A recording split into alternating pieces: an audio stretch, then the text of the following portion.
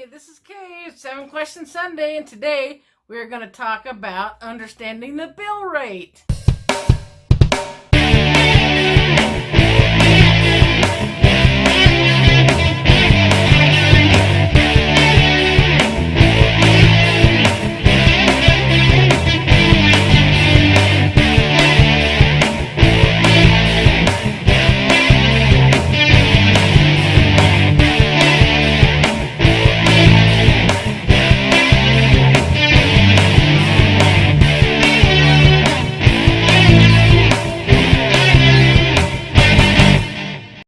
What exactly is the bill rate? The bill rate is the amount of money per hour that the hospital pays the travel company. Out of that amount comes the traveler's wages, including reimbursements. The hospital sets the bill rate, not the travel company. Another important thing that you need to realize is that there's 2 different contracts here. There's a contract between the hospital and the travel company, and one between you and the travel company.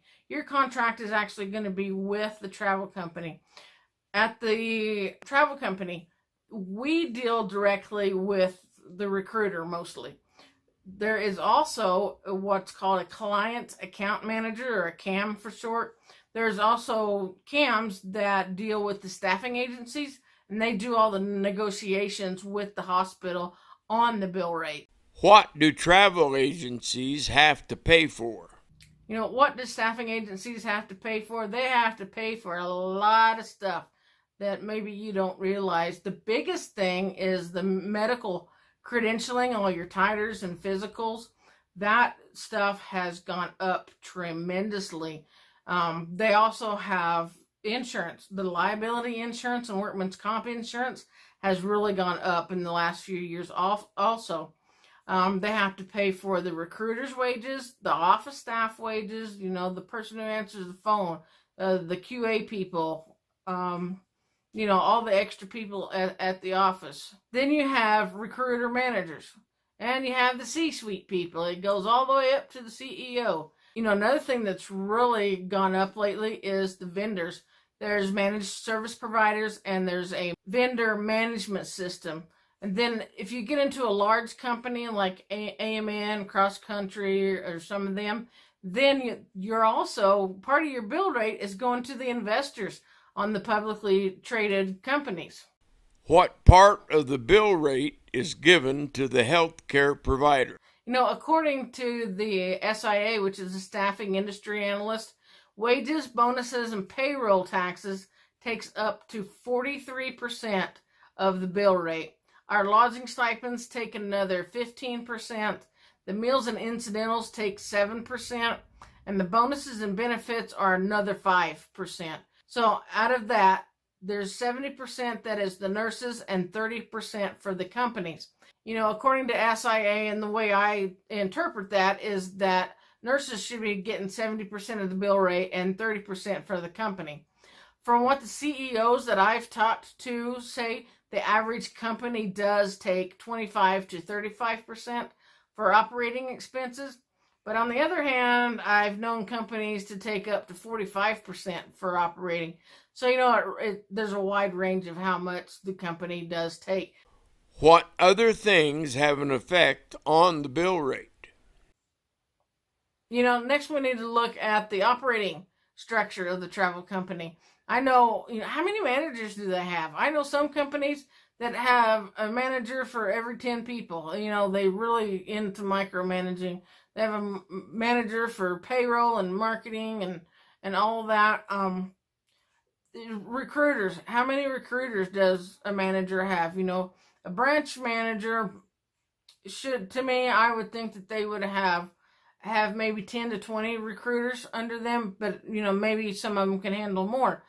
It just depends how big a company you have, how many recruiters you have, and the company structure, how the CEO wants to manage his company, or does he like to micromanage it, or he just want to manage one manager that looks over all recruiters, one manager that looks over, the ancillary staff of QA, payroll, and marketing. Those are the companies that you're going to make more money with, because they don't have a lot of money going to to managers and the C-suite people. You know, you got the CEO, CFO, COO, CNO, and I don't know what else there is, but oh yeah, presidents and vice presidents of this division and that division, and you know, that all takes money from the bill rate.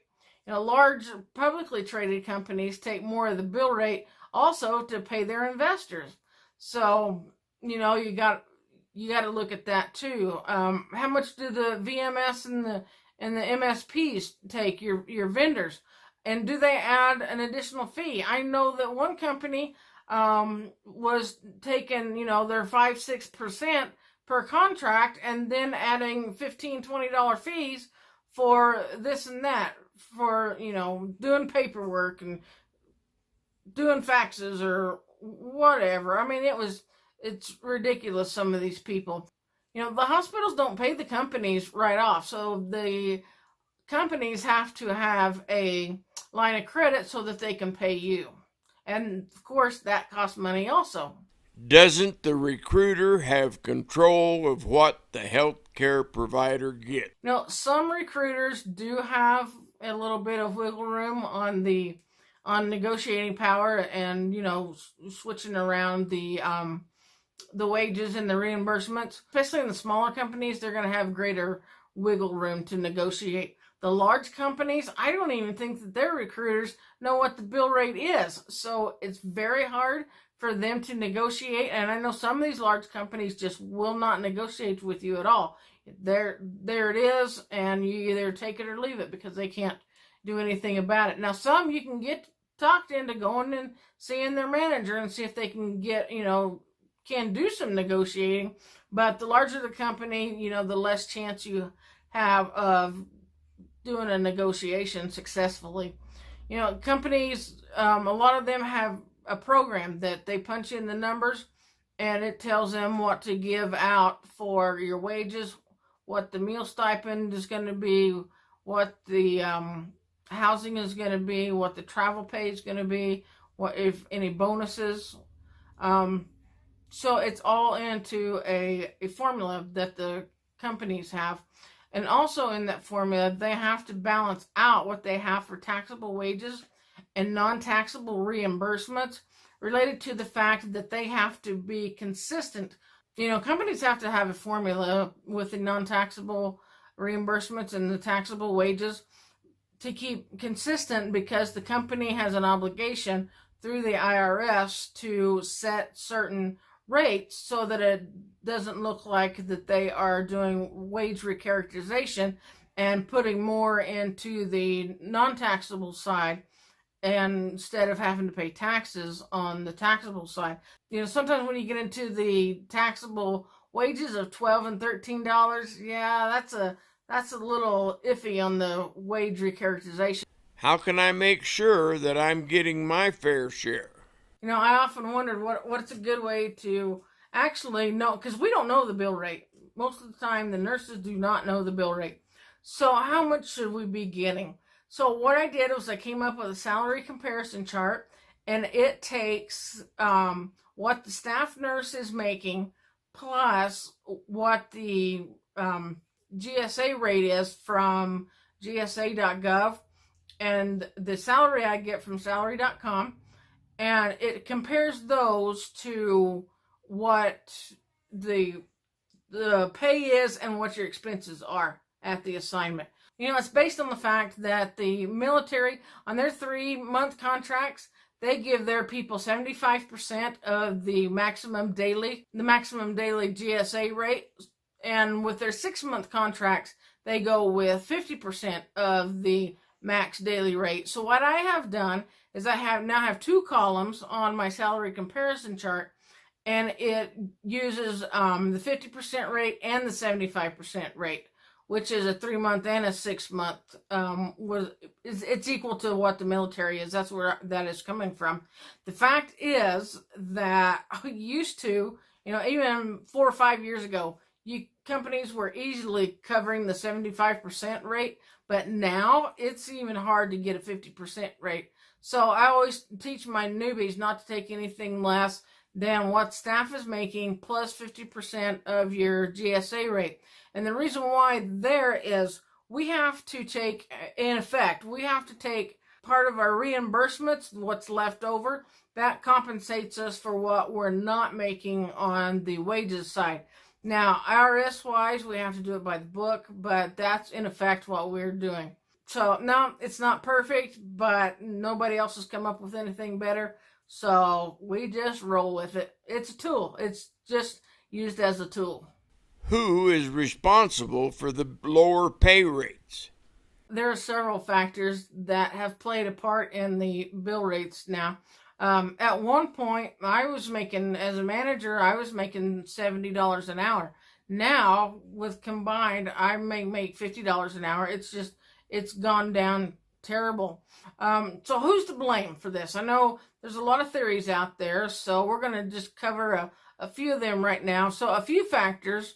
And it's not one thing that's causing this problem. It's a combination of a bunch of things. Some of the larger companies have an attitude that travelers ask for too much money, and therefore, quite often, they lowball us travelers. And then the newbies come along and they accept that lowball to get into the travel nursing field. So that has made some effect in this. But again, you know, the rates are down so far, and you got to have a job, that even the veterans are having to take these lower rates.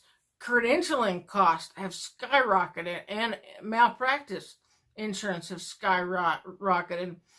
Hospital requirements are also, oh my gosh, they're ridiculous now. Okay, they want a tighter for everything, and if you had one last assignment, sometimes now they make you do it over again anyway, because they want to make sure that you haven't lost your immunity since you started your last assignment. So that's another big thing that plays in this, and it's just all a big circle between the hospitals, the agencies, and the travelers. All right, guys, that's all for this week. Bye.